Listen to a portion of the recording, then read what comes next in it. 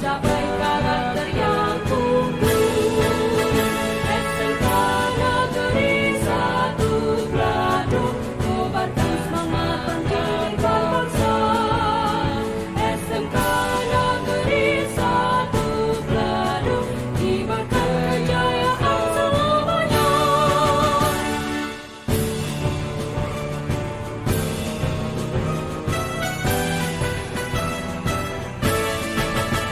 Melangkah maju menyongsong masa depan, meniti asa meraih kesuksesan. Bersama SMK Negeri 1 Glado, wujudkan pendidikan berkualitas. Berlomba sematkan di dadamu, jujur, inovatif, tangguh serta unggul, dan siap bersaing dalam kompetisi global.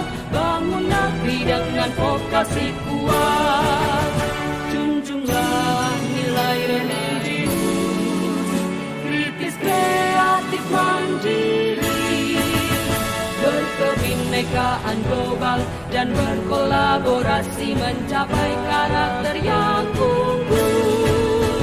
SMK Negeri 1 Glado, kobarkan semangat pendidikan bangsa. SMK Negeri 1 Glado, kibarkan kejayaan selamanya.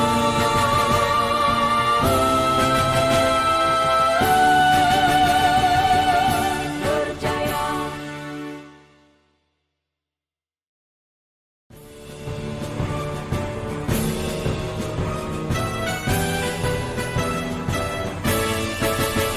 Melangkah maju menyongsong masa depan, meniti asa meraih kesuksesan. Bersama SMK Negeri 1 Glado, wujudkan pendidikan berkualitas. Berlomba sematkan di dadamu, jujur, inovatif, tangguh serta unggul, dan siap bersaing dalam kompetisi global. Bangun negeri dengan vokasi kuat, junjunglah nilai religius, kritis, kreatif, mandiri, berkebinekaan global dan berkolaborasi mencapai karakter yang unggul. SMK Negeri 1 Glado, kobarkan semangat pendidikan bangsa. SMK Negeri 1 Glado, kibarkan kejayaan selamanya.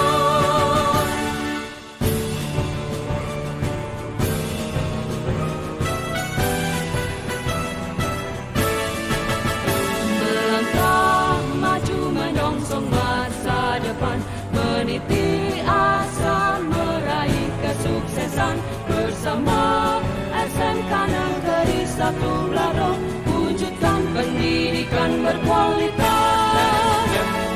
Berlomba sematkan di dadamu, jujur, inovatif, tangguh serta unggul, dan siap bersaing dalam kompetisi global. Bangun negeri dengan vokasi kuat, junjunglah nilai religius, kritis, kreatif, mandiri, berkebinekaan global dan berkolaborasi mencapai karakter yang unggul. SMK Negeri 1 Glado, kobarkan semangat pendidikan bangsa.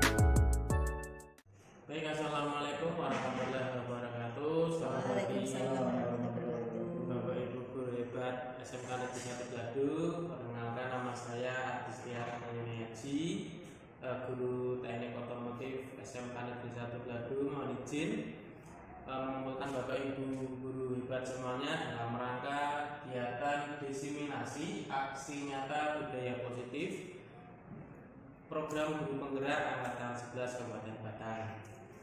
Kemudian budaya positif itu termasuknya adalah kesepakatan atau dalam rangka kegiatan di sekolah maupun di kelas. Kemudian sebelum kita mulai kegiatan diseminasi ini harus ada kesepakatan yang kita sepakati bersama untuk menjaga ketertiban diskusi ini.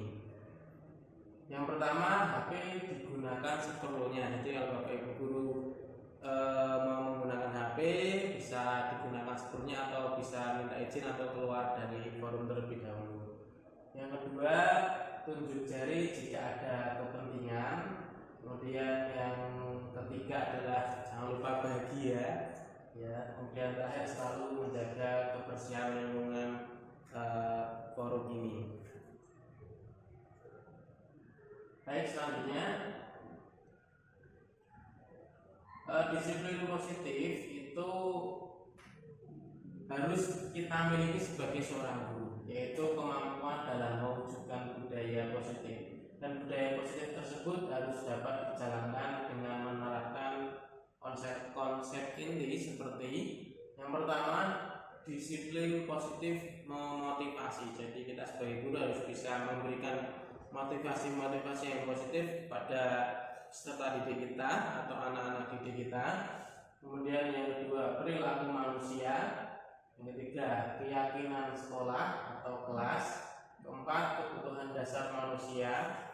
5, posisi kontrol restitusi. Yang keenam adalah segitiga restitusi. Yang pertama, disiplin positif.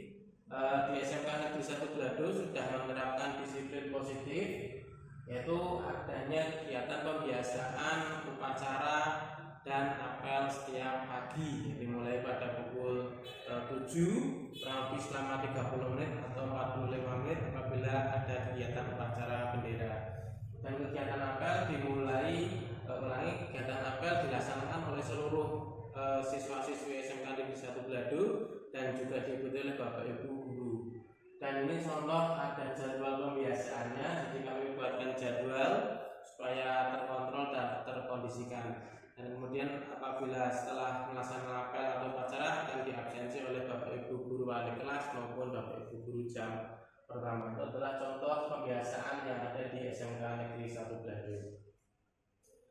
Selanjutnya, disiplin positif merupakan suatu cara penerapan disiplin yang mengajarkan anak bertanggung jawab dalam menumbuhkan kesadaran diri berdasarkan nilai-nilai kebajikan. Contohnya, pembiasaan apel atau upacara dilaksanakan untuk membiasakan anak kita SMK.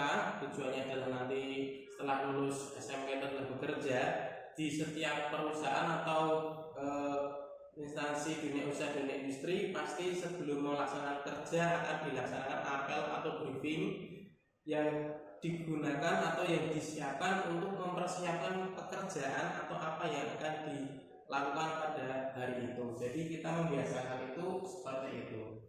Selanjutnya, disiplin positif lebih ke arah disiplin diri yang dapat mengontrol diri dari segala tindakan diri dalam melakukan segala tindakan. Ya, contohnya adalah apel ini supaya membiasakan ketika nanti saat bekerja dan biasakan untuk disiplin, tepat waktu, dan selalu mengikuti arahan dari Bapak Ibu guru.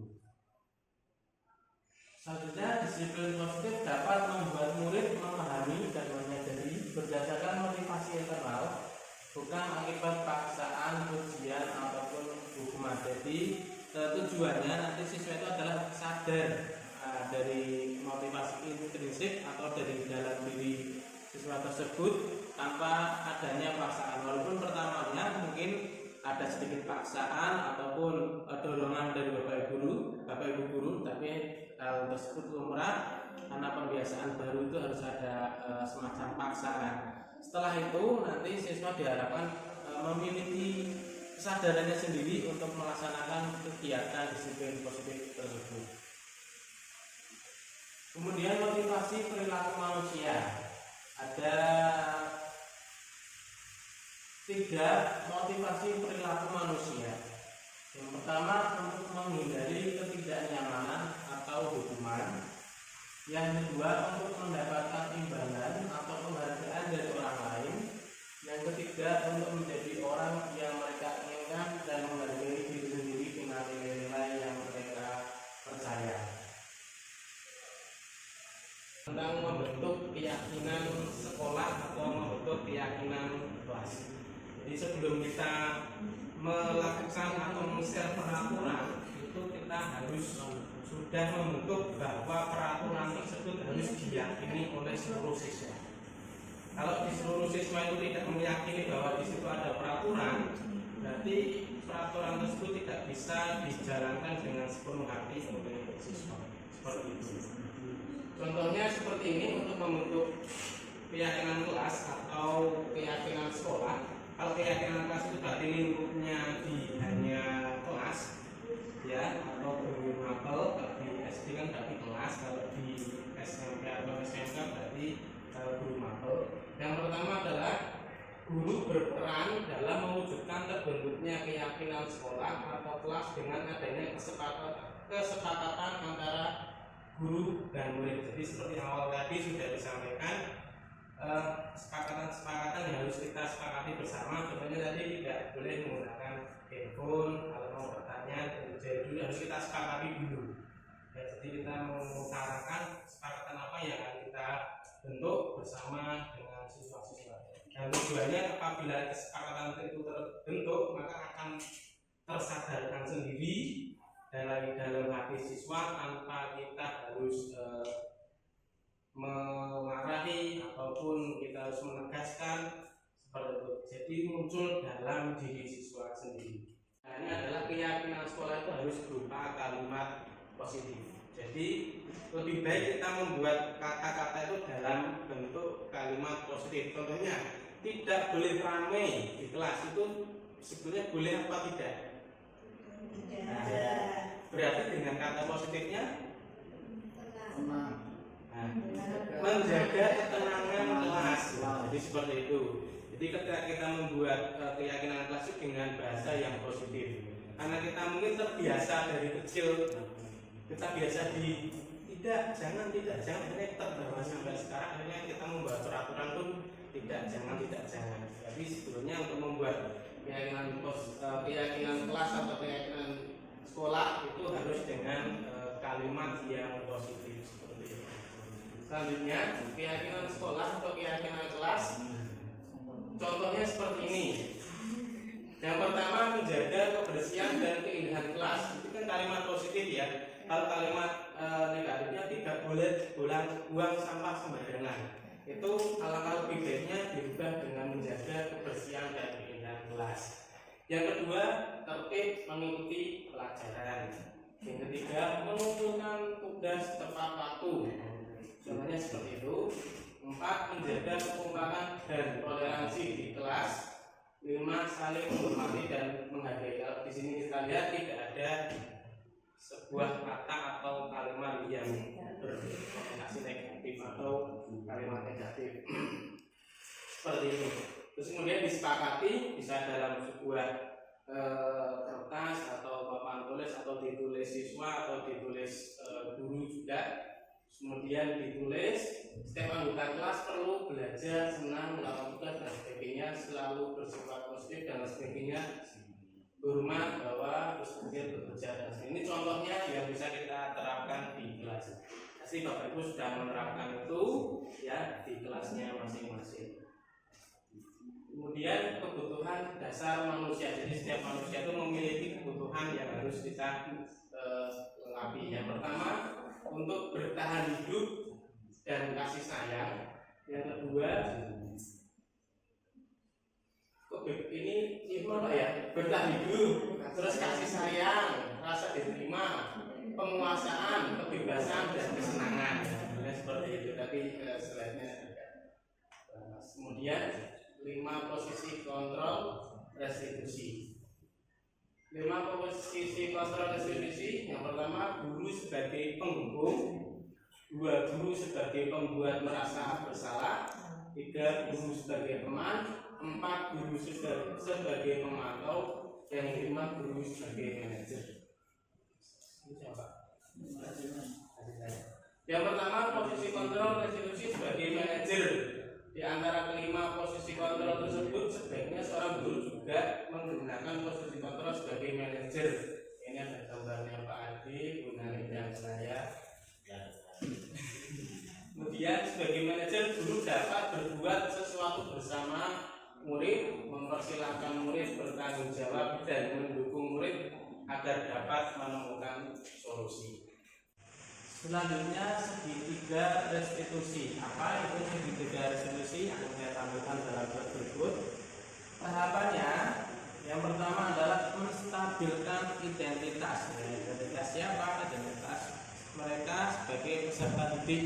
Siapakah dia peserta didik? Maka bagaimana perannya atau bagaimana tanggung jawab dan kewajibannya seperti apa. Yang kedua, memvalidasi tindakan yang salah. Yang ketiga, menanyakan keyakinan. Yang pertama, menstabilkan identitas dilakukan berdasarkan prinsip bahwa membuat kesalahan adalah bagian dari proses pembelajaran yang nantinya akan menggeser identitas gagal ke arah identitas sukses. Apabila ada siswa yang melakukan kesalahan, kita wajib memberikan penguatan, terus memberikan dukungan, memberikan seperti siswa seperti agar gonggong atau tidak merasa tersudutkan atau tidak merasa bersalah. Nanti kalau kita menyudutkan malah bisa berakibat fatal. Selanjutnya, memberikan statement atau mengucapkan kalimat kepada anak, berbuat salah itu hal yang manusiawi. Tidak ada manusia yang sempurna. Kita pasti bisa menyelesaikan permasalahan ini. Bapak Ibu tidak tertarik untuk mencari tahu siapa yang benar atau siapa yang salah. Jadi memang kita tidak boleh menyalahkan atau menjudge anak tersebut terlibat dalam kesalahan yang besar. Kalau kamu menyalahkan dirimu sendiri terus menerus, apakah kamu bersikap baik pada dirimu sendiri? Nah, tadi tujuannya kita menggali kesalahannya apa, nanti biar peserta didik tersebut mengetahui kesalahannya itu sendiri, secara sendiri atau secara pribadinya mereka sendiri. Selanjutnya, yang kedua adalah validasi tindakan yang salah. Validasi tindakan yang salah dilakukan berdasarkan prinsip bahwa setiap perilaku berupaya memenuhi suatu kebutuhan tertentu, sehingga guru atau orang tua akan bergeser dari pemikiran stimulus respon menjadi proaktif, serta akan lebih mengenali dan mengakui kebutuhan murid atau anak. Kemudian validasi tindakan yang salah juga memberikan statement, contohnya seperti ini. Kamu pasti punya alasan mengapa melakukannya. Apakah yang penting bagi kamu? Apa yang penting bagi kamu? Terus kamu boleh tetap berusaha menjaga sikap itu, tapi tambahkan sikap yang lain yang baru. Kita mengarah atau mengajak ke siswa tersebut ke arah yang lebih baik. Selanjutnya, menanyakan keyakinan. Menanyakan keyakinan dilakukan dengan memberi pertanyaan-pertanyaan yang bermakna kepada murid agar anak untuk memunculkan motivasi secara intrinsik sehingga mampu mengaitkan keyakinannya dengan tindakan yang salah. Jadi peserta didik mengakui kesalahannya, terus kemudian dia memberikan solusinya sendiri terhadap keyakinannya tersebut. Tapi sebelum kita menanyakan keyakinan, mereka harus sudah membuat keyakinan terlebih dahulu atau sudah paham tentang keyakinan itu sendiri. Menanyakan keyakinan, contohnya apa nilai yang kita percaya di sekolah kita, nilai-nilai apa yang telah kita sepakati, kelas yang ideal itu seperti apa, kamu ingin jadi anak seperti apa, apa yang kamu rasakan ketika kamu melakukan itu, kamu menjadi orang yang seperti apa. Nanti akan saya tayangkan contoh praktek segitiga resolusi yang kebetulan sudah saya praktekkan dengan anak didik saya kelas 12 TKRO 1. Silakan nanti bisa dilihat dan akan saya tayangkan.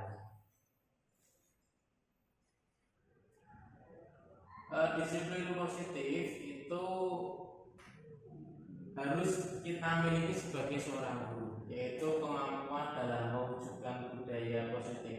Dan budaya positif tersebut harus dapat dijalankan dengan menerapkan konsep-konsep inti seperti yang pertama, disiplin positif memotivasi. Jadi kita sebagai guru harus bisa memberikan motivasi-motivasi yang positif pada peserta didik kita atau anak-anak didik kita. Kemudian yang kedua, perilaku manusia. Yang ketiga, keyakinan sekolah atau kelas. Keempat, kebutuhan dasar manusia. 5, posisi kontrol restitusi. Yang keenam adalah segitiga restitusi. Yang pertama, disiplin positif. Di SMK Negeri 1 Glado sudah menerapkan disiplin positif, yaitu adanya kegiatan pembiasaan upacara dan apel setiap pagi, dimulai pada pukul 7 kurang lebih selama 30 menit atau 45 menit apabila ada kegiatan upacara bendera. Dan kegiatan apel kegiatan apel dilaksanakan oleh seluruh siswa-siswi SMK Negeri 1 Glado dan juga diikuti oleh Bapak Ibu guru. Dan ini contoh ada jadwal pembiasaannya, jadi kami buatkan jadwal supaya terkontrol dan terkondisikan. Dan kemudian apabila setelah melaksanakan apel atau upacara akan diabsensi oleh Bapak Ibu guru wali kelas maupun Bapak Ibu guru jam pertama. Itu adalah contoh pembiasaan yang ada di SMK Negeri 1 Glado. Selanjutnya, disiplin positif merupakan satu cara penerapan disiplin yang mengajarkan anak bertanggung jawab dalam menumbuhkan kesadaran diri berdasarkan nilai-nilai kebajikan. Contohnya, pembiasaan apel ataupun upacara dilaksanakan untuk membiasakan anak kita SMK. Tujuannya adalah nanti setelah lulus SMK itu adalah bekerja di setiap perusahaan atau instansi dunia usaha dunia industri. Pasti sebelum melaksanakan kerja akan dilaksanakan apel atau briefing yang digunakan atau yang disiapkan untuk mempersiapkan pekerjaan atau apa yang akan dilakukan pada hari itu. Jadi kita membiasakan itu seperti itu.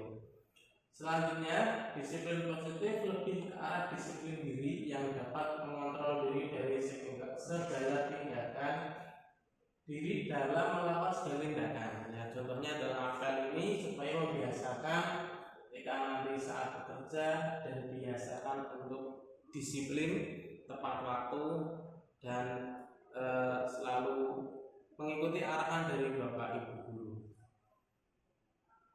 Selanjutnya, disiplin positif dapat membuat murid memahami dan menyadari berdasarkan motivasi internal, bukan akibat paksaan, ujian ataupun hukuman. Jadi tujuannya nanti siswa itu adalah sadar dari motivasi intrinsik atau dari dalam diri siswa tersebut tanpa adanya paksaan. Walaupun pertamanya mungkin ada sedikit paksaan ataupun dorongan dari Bapak Ibu guru, tapi hal tersebut lumrah karena pembiasaan baru itu harus ada semacam paksaan. Setelah itu nanti siswa diharapkan memiliki kesadarannya sendiri untuk melaksanakan kegiatan disiplin positif tersebut. Kemudian motivasi perilaku manusia. Ada 3 motivasi perilaku manusia. Yang pertama, untuk menghindari ketidaknyamanan atau hukuman. Yang kedua, untuk mendapatkan imbalan atau penghargaan dari orang lain. Yang ketiga, untuk menjadi orang yang mereka inginkan dan menghargai diri sendiri dengan nilai-nilai yang mereka percaya. Ini adalah keyakinan sekolah itu harus berupa kalimat positif. Jadi lebih baik kita membuat kata-kata itu dalam bentuk kalimat positif. Contohnya, tidak boleh ramai di kelas itu sebetulnya boleh apa tidak? Nah, berarti dengan kata positifnya menjaga ketenangan kelas. Jadi seperti itu. Jadi ketika kita membuat keyakinan kelas itu dengan bahasa yang positif, karena kita mungkin terbiasa dari kecil, kita biasa tidak jangan ini terbawa sampai sekarang, akhirnya kita membuat peraturan pun tidak jangan. Tapi sebetulnya untuk membuat keyakinan kelas atau keyakinan sekolah itu harus dengan kalimat yang positif seperti itu. Selanjutnya, keyakinan sekolah atau keyakinan kelas, contohnya seperti ini. Yang pertama, menjaga kebersihan dan keindahan kelas. Itu kan kalimat positif ya. Kalau kalimat negatifnya, tidak boleh buang sampah sembarangan. Itu alangkah lebih baiknya dirubah dengan menjaga kebersihan dan keindahan kelas. Yang kedua, tertib mengikuti pelajaran. Yang ketiga, mengumpulkan tugas tepat waktu. Contohnya seperti itu. 4. Menjaga kekompakan dan toleransi di kelas. 5. Saling menghormati dan menghargai. Kalau di sini kita lihat tidak ada sebuah kata atau kalimat yang berkonotasi negatif atau kalimat negatif seperti itu. Terus kemudian disepakati bisa dalam sebuah kertas atau papan tulis atau ditulis siswa atau ditulis guru juga. Kemudian ditulis setiap anggota kelas perlu belajar, senang, melakukan tugas dan sebagainya, selalu bersifat positif dan sebagainya, hormat, bahwa, terus kemudian bekerja dan sebagainya. Ini contohnya yang bisa kita terapkan di kelas. Pasti Bapak Ibu sudah menerapkan itu ya di kelasnya masing-masing. Kemudian kebutuhan dasar manusia. Jadi setiap manusia itu memiliki kebutuhan yang harus kita lengkapi. Yang pertama, untuk bertahan hidup dan kasih sayang. Yang kedua, ini apa ya? Bertahan hidup, terus kasih sayang, rasa diterima, penguasaan, kebebasan dan kesenangan. Seperti itu. Tapi slide-nya kemudian 5 posisi kontrol restitusi. 5 posisi kontrol restitusi. Yang pertama, guru sebagai penghukum, 2 guru sebagai pembuat merasa bersalah, 3 guru sebagai teman, 4 guru sebagai pemantau, dan 5 guru sebagai manajer. Ini siapa? Yang pertama, posisi kontrol restitusi sebagai manajer. Di antara kelima posisi kontrol tersebut, sebaiknya seorang guru juga menggunakan posisi kontrol sebagai manajer. Ini ada gambarnya Pak Adi, Bu Nani dan saya.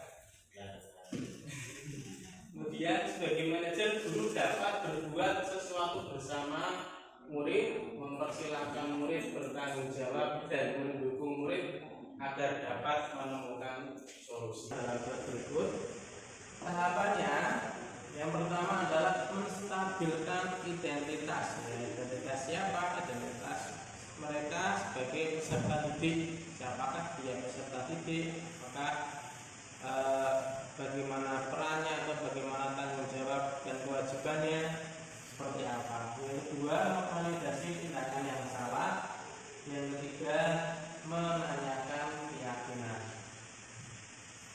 Yang pertama, menstabilkan identitas dilakukan berdasarkan prinsip bahwa membuat kesalahan adalah bagian dari proses pembelajaran yang nantinya akan menggeser identitas gagal ke arah identitas sukses. Apabila ada siswa yang melakukan kesalahan, kita wajib memberikan penguatan, terus memberikan dukungan, memberikan seperti siswa seperti agar gonggong atau tidak merasa tersudutkan atau tidak merasa bersalah. Nanti kalau kita menyudutkan malah bisa berakibat fatal.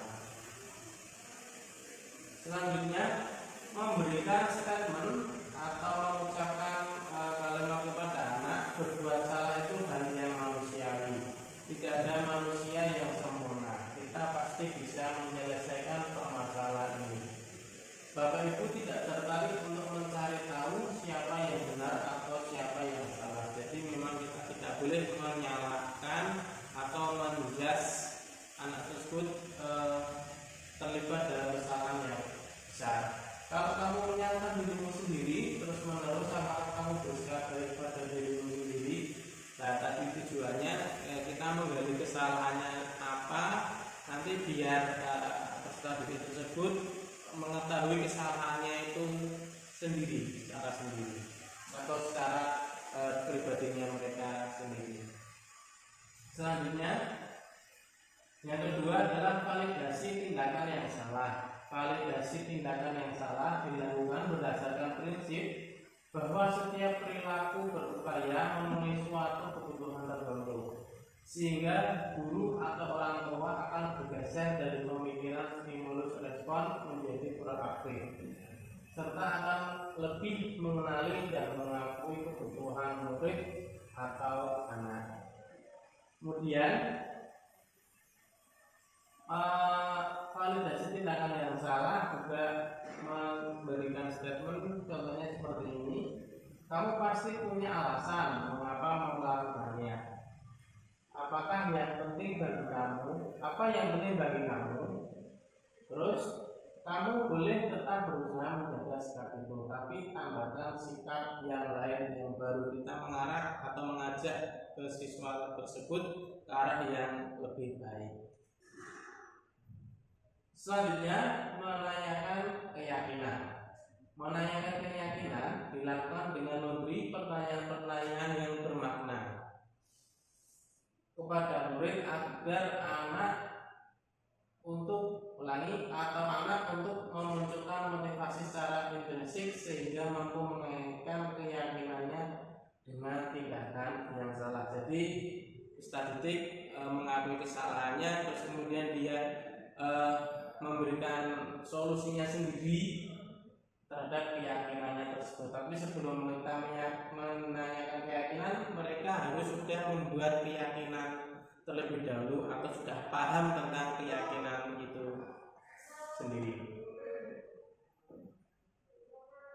Menanyakan keyakinan, contohnya apa nilai yang kita percaya di sekolah kita, nilai-nilai apa yang telah kita sepakati, kelas yang ideal itu seperti apa, kamu ingin jadi anak seperti apa yang kamu rasakan ketika kamu melakukan itu, kamu menjadi orang yang seperti apa. Nanti akan saya tanyakan contoh praktek segitiga instruksi yang kebetulan sudah saya praktekkan dengan anak didik saya kelas 12 TKRO 1. Silakan nanti bisa dilihat dan akan saya tayangkan. Baik, demikian Bapak Ibu atas presentasi yang sudah saya sampaikan. Mungkin ada diskusi atau hal-hal yang ingin ditanyakan, silakan bisa untuk ditanyakan. Terima kasih Pak Bupati. Saya izin bertanya sama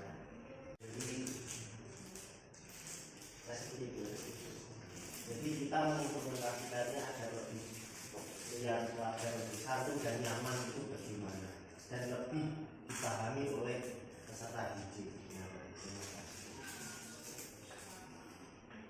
Dari restitusi ini harapannya memang peserta didik itu kita arahkan, kita komunikasi seperti ini Pak, tapi tidak di depan kelas dan tidak membuat si peserta yang malu di kelas.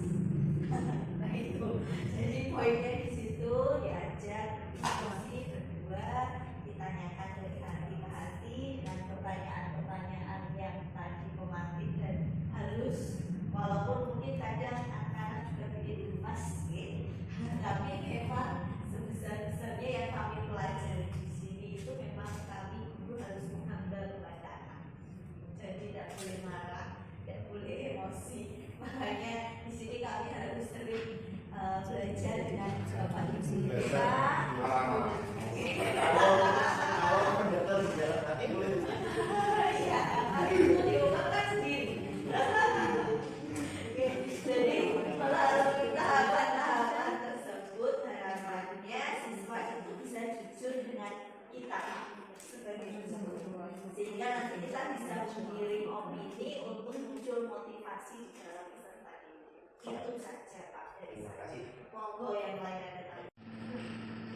Jadi untuk misalkan pelajaran bahasa Inggris terlambat, menghukumnya berarti dengan belajar lagi terus apa. Nah, kalau pelajaran olahraga berarti untuk terlambat olahraga atau tidak mengikuti olahraga dengan melatih fisik kemarin boleh Bu ya misalnya olahraga. Mungkin itu sih dari saya. Tadi Kalau dari saya menambahkan dari apa yang sudah dari Pak Akis terkait tahapan dari sekitar itu, sebenarnya gambarnya ini Pak Akis, kalau dari panduan yang kami terima ada tiga hal itu: menstabilkan identitas, validasi, kemudian menyampaikan keyakinan. Cuma sebelum tahapan itu terjadi, sebelum kita melakukan ini kan pasti ada tahapan sebelumnya, yaitu ada namanya keyakinan kelas. Nah, jadi keyakinan kelas nanti muncul yang namanya di bagian ini Pak, di bagian ketiga ini, di bagian menanyakan keyakinan. Jadi di segitiga restitusi ini harapannya bukan, kalau yang kita lakukan selama ini kan kita yang memberikan solusi, tapi kalau di sini harapannya siswa sendiri yang memberikan solusi. Mempelajari kesalahan. Ya betul, jadi kita bertanya pun harus benar-benar menjaga pelakunya sendiri, tidak boleh menyakiti orang yang melakukan sendiri. Terima kasih. demikian, semoga bisa menginspirasi. Akhir kata, semoga kita bisa tergerak, lekas bergerak, dan mari kita menggerakkan. Terima kasih. Saya tutup. Assalamualaikum warahmatullahi wabarakatuh. Waalaikumsalam warahmatullahi wabarakatuh. Boleh. Kalau ini kami yang sudah kami lakukan kemarin keyakinan kelas sudah, kemudian yang segitiga restitusi juga sudah kami praktekkan. Itu yang sudah kami praktekkan kalau dari ini. Mungkin Terima kasih Pak Bunda Tepatnya. Saya izin bertanya karena Jadi untuk misalkan pelajaran bahasa Inggris terlambat, menghukumnya berarti dengan belajar lagi terus apa. Nah, kalau pelajaran olahraga berarti untuk terlambat olahraga atau tidak mengikuti olahraga dengan melatih fisik kemarin boleh Bu ya misalnya olahraga. Mungkin itu sih dari saya. Tadi kalau dari saya menambahkan dari apa yang sudah dari Pak Akis terkait tahapan dari sekitar itu, sebenarnya gambarnya ini Pak Akis, kalau dari panduan yang kami terima ada tiga hal itu: menstabilkan identitas, validasi, kemudian menyampaikan keyakinan. Cuma sebelum tahapan itu terjadi, sebelum kita melakukan ini kan pasti ada tahapan sebelumnya, yaitu ada namanya keyakinan kelas. Nah, jadi keyakinan kelas nanti muncul yang namanya di bagian ini Pak, di bagian ketiga ini, di bagian menanyakan keyakinan. Jadi di segitiga restitusi ini harapannya bukan, kalau yang kita lakukan selama ini kan kita yang memberikan solusi, tapi kalau di sini harapannya siswa sendiri yang memberikan solusi. mempelajari kesalahan. Ya betul, jadi kita bertanya pun harus benar-benar menjaga pelakunya sendiri, tidak boleh menyakiti orang yang melakukan sendiri. Terima kasih.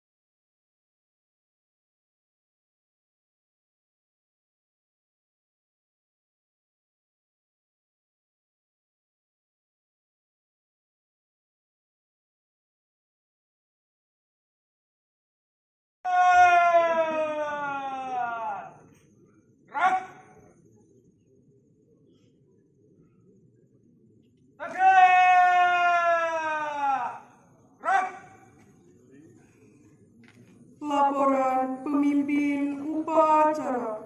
Jangan keras-keras dulu. Pengibaran bendera merah putih. Langkah tegap maju. Jalan.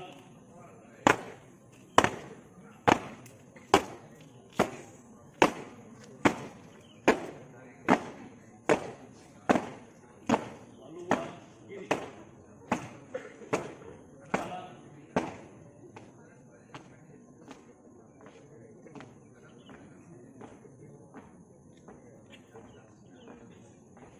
Si.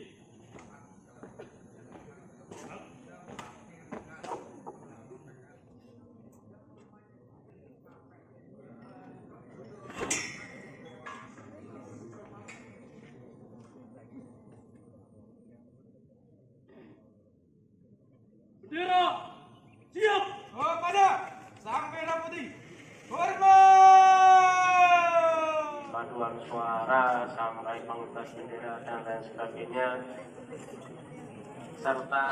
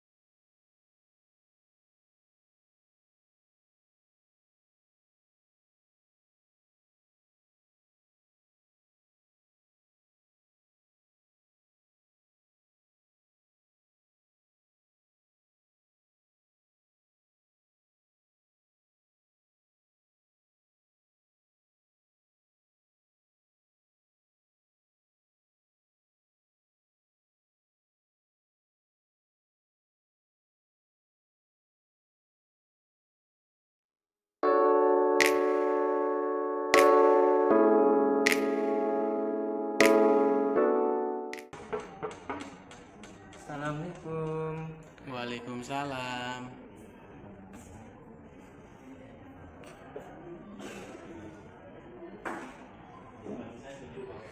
Silakan duduk.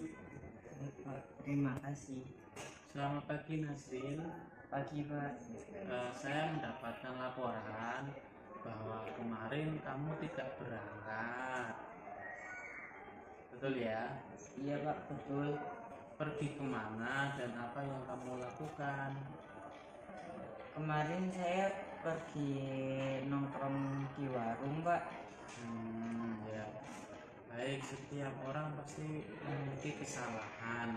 Coba dipikir, nongkrong di warung itu ada manfaatnya apa tidak?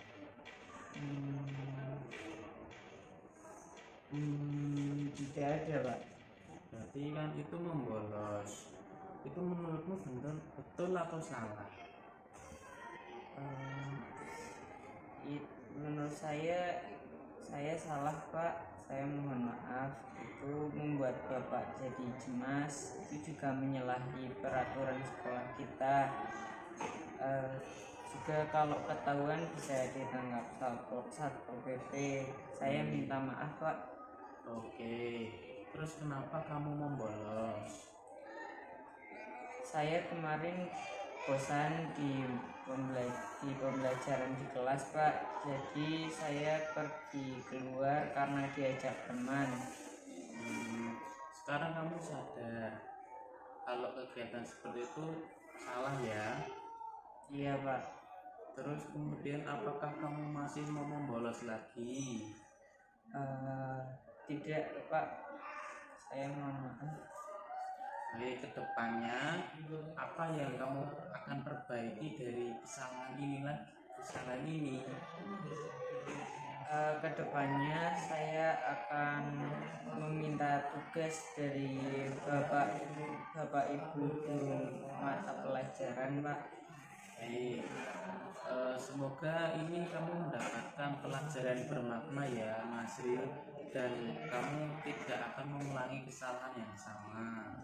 Baik, Pak. Terima kasih atas nasihatnya. Baik, terima kasih ya, Nasril. Ya, Pak. Assalamualaikum. Waalaikumsalam.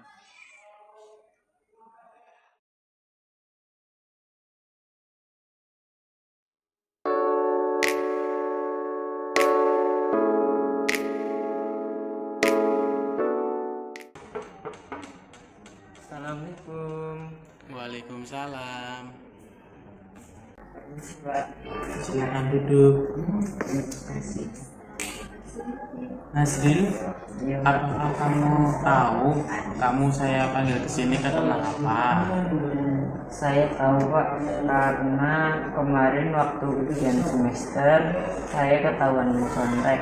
Oh, coba ceritakan bagaimana kronologisnya. Jadi kemarin saya membawa catatan kecil ke dalam ruang ujian, Pak, dan diketahui oleh bapak pengawas ruangan. Oh, gitu. Saya yakin tidak ada siswa yang sempurna. Kamu sudah mengakui kesalahan kamu lakukan, ya. Terus kenapa kamu mencontek? Saya minta maaf, Pak, tapi itu karena pelajarannya sangat sulit. Saya tidak paham, Pak, jadi saya terpaksa membawa contekan ke dalam ruangan.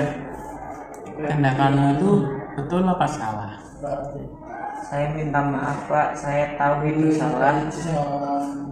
Baik, ke depan tindakan apa yang akan kamu lakukan ketika nanti saat ujian? Saya rasa saya harus belajar lebih tekun lagi, dan apabila tidak paham dengan pelajarannya saya akan tanya dengan bapak ibu guru. Oke, bagus sekali. Pasti bapak ibu guru senang mendengarkan hal itu. Jadi besok lagi kamu harus belajar dengan lebih baik lagi ya, Nasril. Baik, Pak. Terima kasih ya, sudah silakan. Baik, Pak. Misi. Ya.